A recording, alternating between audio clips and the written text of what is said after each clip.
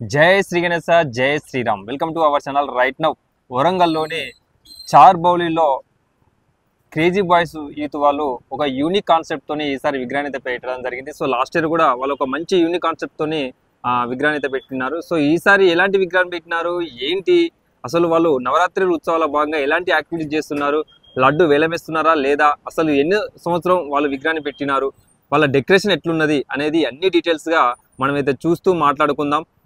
వీడియోలోకి అయితే వెళ్ళిపోదాం. నమస్తే భయ్య, జై శ్రీ గణేశ, రామ్ రామ్. సో భయ్య ఎట్లుంది పరిస్థితి? ఇప్పుడు 3 రోజులు అయిపోయింది. సో 3 రోజుల్లో మీరు ఏం చేసినారు? ఇది 4వ రోజు. సో సమ్మర్కి సంబంధించిన ఎలాంటి కార్యక్రమాలు చేసినారు? డే 1 కావచ్చు, డే 2 కావచ్చు, డే 3 కావచ్చు. ఏం చేయలేదు. ఇప్పుడు ఎక్కడి నుంచి తీసుకొచ్చినారు ఈ విగ్రహాన్ని? వరంగల్ ఇక్కడనే శివ ఆర్ట్స్. పిఓపినా మట్టి విగ్రహం? మట్టి విగ్రహం కంప్లీట్గా. సో ఎన్ని ఫీట్ల హైట్ ఉంది? 11 ఫీట్స్ ఉన్నది.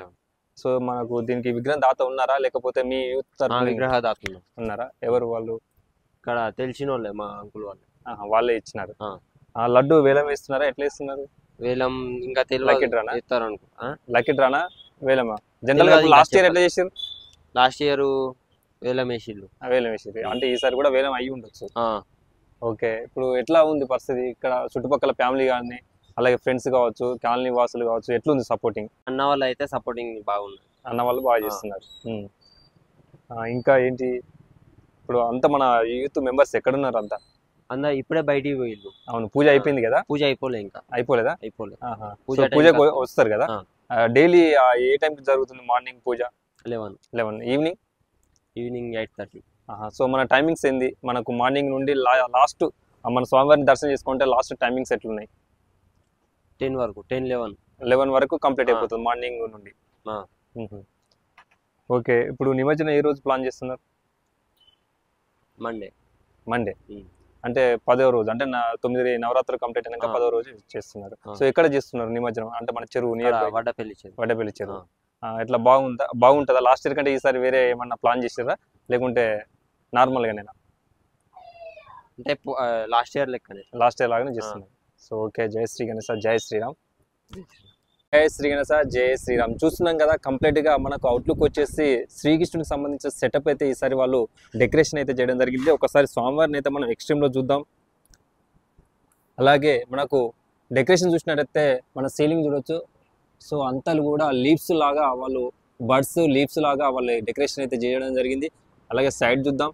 సో సైడ్ వచ్చేసి బ్లూ, అలాగే ఇటు సైడ్ చూసినట్టయితే బ్లూ,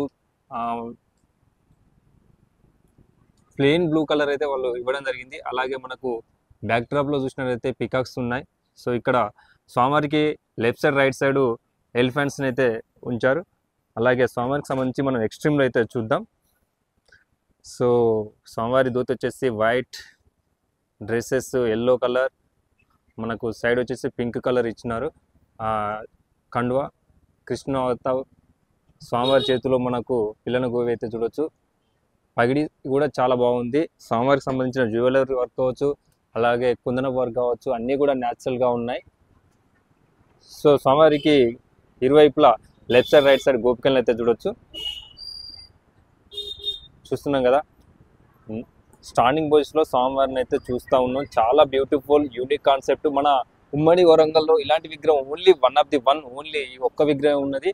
క్రేజీ బాయ్స్ మాత్రం ఏర్పాటు చేసుకోవడం అయితే జరిగింది. సో గత 14 సంవత్సరాల నుండి వీళ్ళు ఒక యూనిక్ కాన్సెప్ట్తోని ఇక్కడ విగ్రహాన్ని అయితే పెట్టడం జరుగుతూ ఉంది.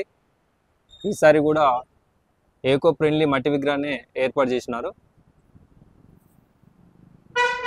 సో చూస్తున్నారు కదా, చాలా బ్యూటిఫుల్ ఐడల్.